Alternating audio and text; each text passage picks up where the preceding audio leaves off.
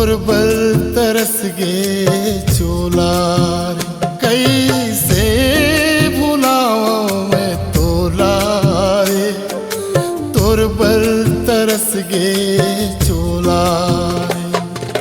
काबर करे चार दुनिया माया, तोर भी तेरी माँ नहीं दया।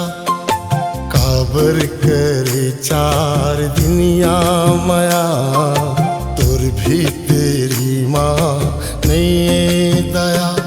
मोर हृदय भावल भोला रे, तोर बल तरस गे चोला रे, कैसे भुलाओ मैं तोला रे, तोर बल तरस गे चोला रे।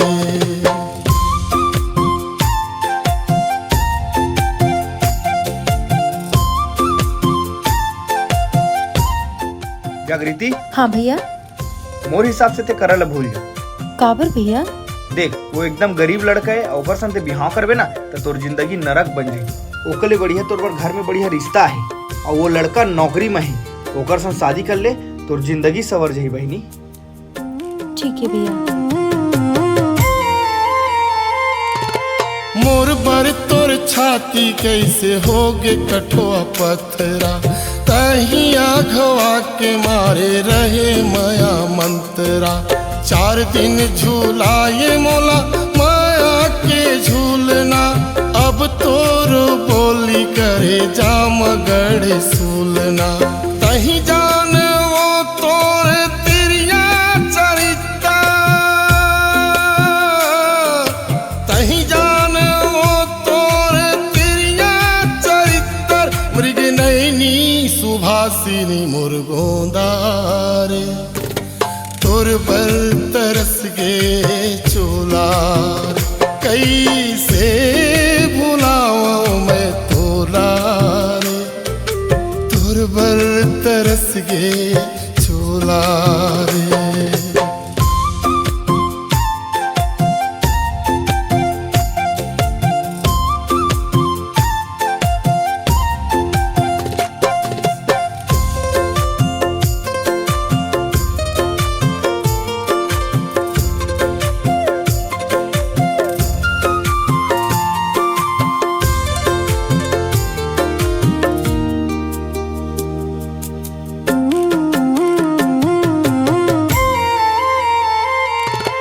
आखी पथरागे जो हत तोर डाह, कहे रहे सुभिता किंदर ले वो भाव।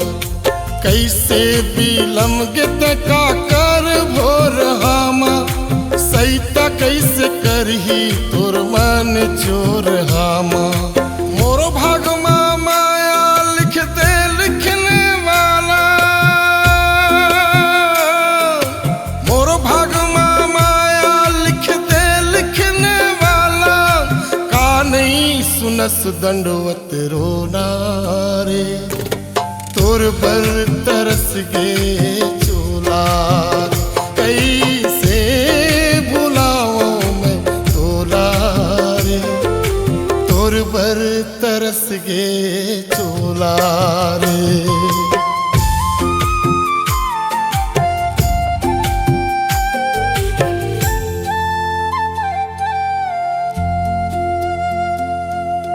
कैसे भुलाओ मैं तोला रे, तोर बल तरस गे चोला रे।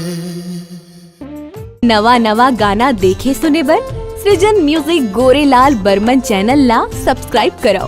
धन्यवाद।